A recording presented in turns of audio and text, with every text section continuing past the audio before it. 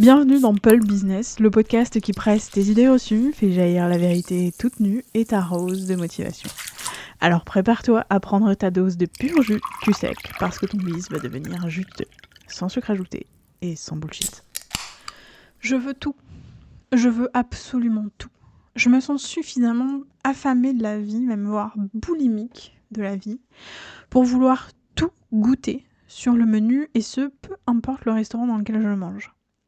Je veux tout savoir, je veux tout comprendre, et surtout, je veux tout posséder. Je veux que les gens me connaissent.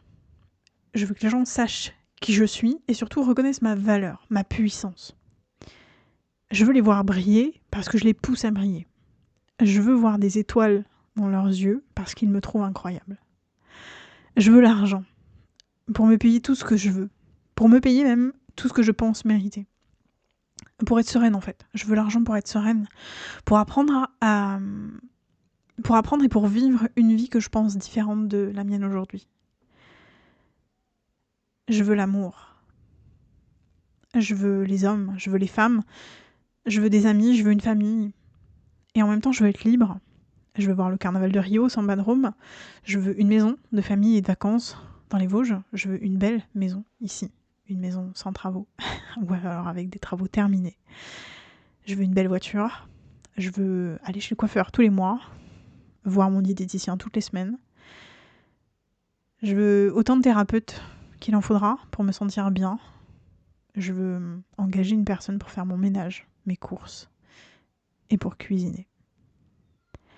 Je voudrais que les gens que j'aime soient heureux, qu'ils aient tout ce dont ils ont besoin.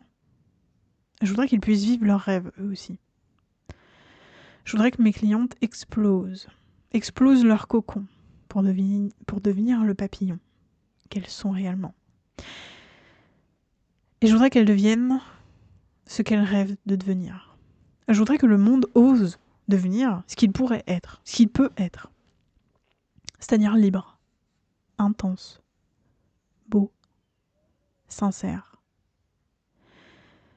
Je voudrais un monde où les émotions sont normales et où les émotions, elles sont prises pour ce qu'elles sont, c'est-à-dire des signaux, des indicateurs, des besoins à assouvir. Je veux tant de choses encore, tant et tant de choses encore. Et je crois aujourd'hui que c'est possible d'obtenir tout ça, d'obtenir tout ce que je veux. Et je crois que c'est possible parce que je suis entrepreneuse. Parce que j'ose être et j'ose faire, parce que je taille dans la roche un chemin qui m'est propre, certes, qui est nouveau, oui, qui fait peur, peut-être. Et parce que mon ego, et parce que moi, j'aimerais que les gens suivent le chemin que je suis en train de tracer, pour moi. J'aimerais que vous suiviez mes pas. J'aimerais que toi, qui m'écoutes, j'aimerais que tu oses. J'aimerais que tu oses prendre ce chemin. J'aimerais que tu oses montrer qui tu es. Montrer ce que tu as vécu. Raconter. J'aimerais que tu oses demander ce que tu veux. Et j'aime parler intensément. J'aime te parler à toi de cette façon-là parce que j'aime te faire réagir. J'aime que tu ressentes des émotions quand tu m'écoutes. Peu importe ce qu'elles sont. J'aime te piquer. J'aime appuyer là où ça fait mal. J'aime que tu te sentes différent ou différente après m'avoir écouté. Et que je crois que cette façon de te parler, c'est la meilleure pour te faire réagir. En te disant ma vérité, à moi, toute nue, de poser mes tripes sur la table, de te dire exactement ce qui se passe en moi, ce que je veux vraiment, sans filtre. Te partager aussi qui je suis. Parce que je pense que tu mérites non seulement de savoir, mais de comprendre. Et parce que je pense que on est pareil. Je pense qu'on pense pareil. Qu'on veut pareil.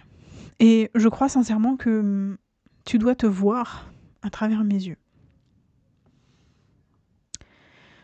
Quand on s'est rencontrés avec mon mari, il m'avait offert une tasse.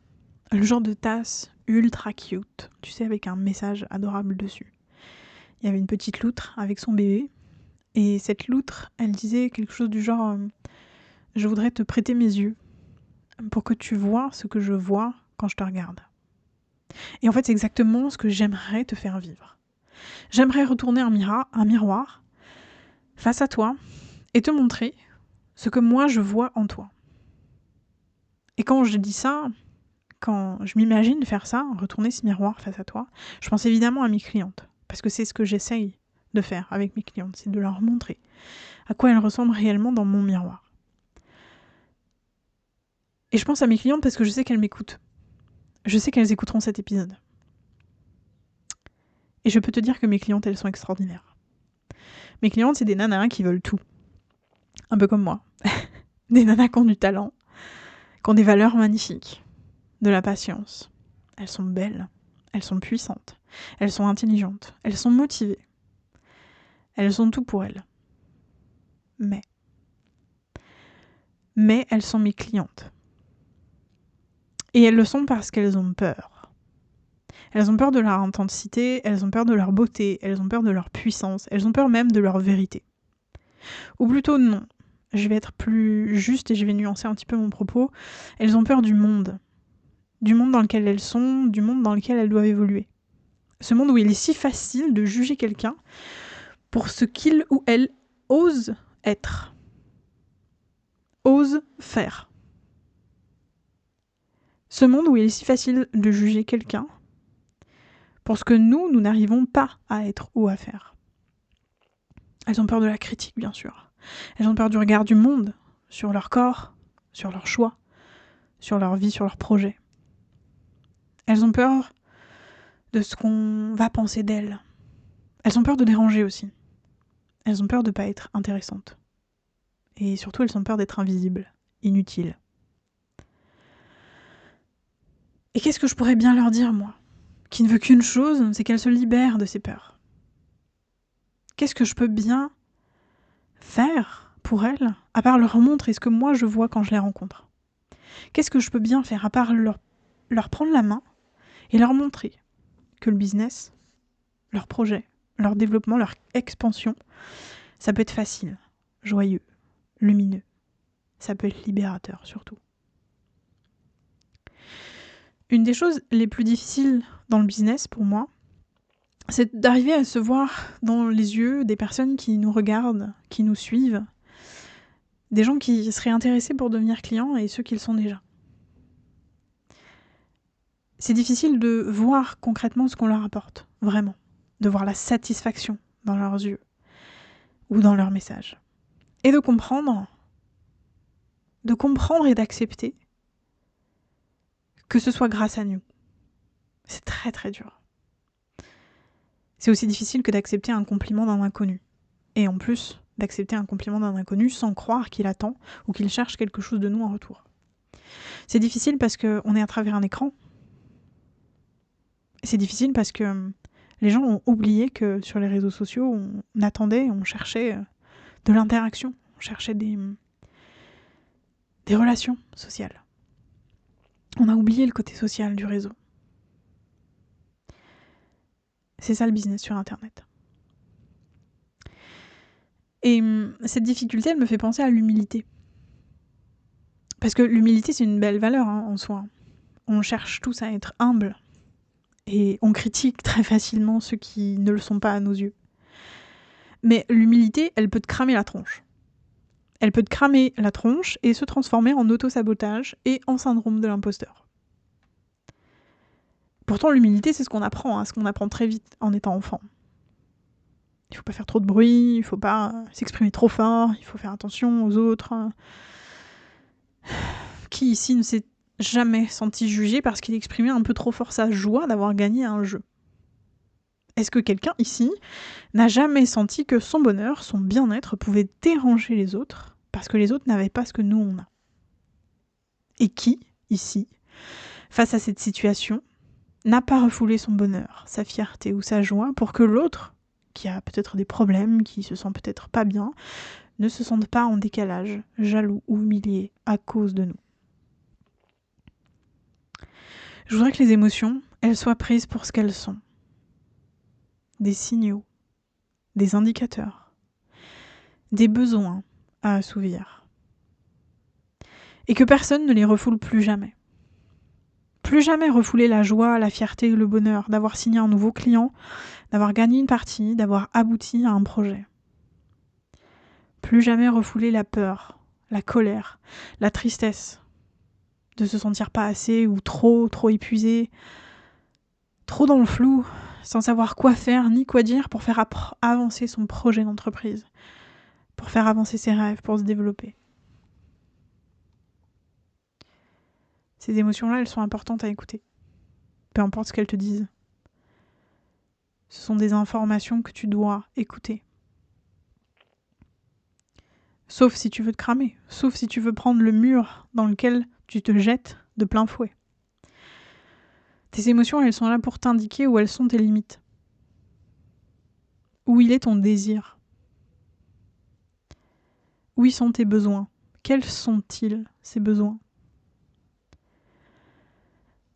Les émotions, les émotions positives en tout cas, elles sont refoulées parce que elles nous font nous sentir un peu égocentriques, un peu trop bon, trop joyeux, et qu'on a peur de déranger parce qu'on est trop joyeux, parce qu'on est ravi et qu'on est là, qu'on est vivant. Et de l'autre côté, les émotions négatives, elles sont généralement refoulées et cachées, justement pour pas montrer que parfois on doute, qu'on est faible, qu'on ne se sent pas respecté aussi. On a peur de nos mauvaises émotions, des émotions qu'on qualifie de négatives, bien qu'elles soient en vrai toutes neutres. Les émotions désagréables, elles sont là pour te protéger.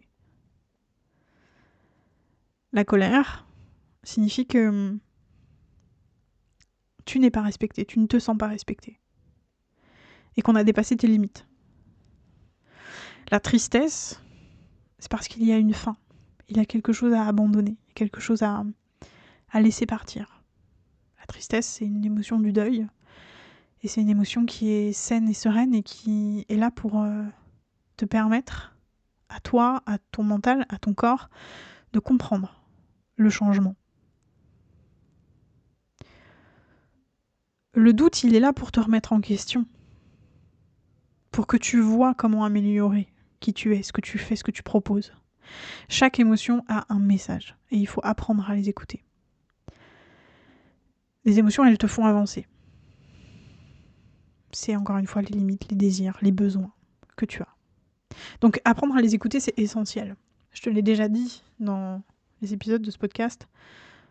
Les émotions, elles sont essentielles pour ta survie. Et oui, c'est égoïste. Les émotions, elles sont égoïstes. Bien sûr. Mais parce que ton ego, il est là pour te faire survivre. Ton ego, il est important. Et t'es entrepreneur parce que t'es égoïste. Et toi qui es entrepreneur aujourd'hui, tu te dois d'être égoïste. Je t'expliquerai en profondeur pourquoi dans le prochain épisode. Mais je dois te poser une question. Toi aujourd'hui, qu'est-ce que tu veux vraiment ? Dis-le moi dans les commentaires ou même en DM. Tu peux même le crier sur tous les toits, mais dis-le s'il te plaît. Assume-le. Qu'est-ce que tu veux aujourd'hui ? Oublie pas de t'abonner, d'activer les notifications pour pas louper les épisodes juicy de Palm Business le lundi matin à 7h07. Je ne te laisse plus seule, c'est terminé. Je suis là avec toi et je te lâcherai pas. Et je me lâcherai pas non plus.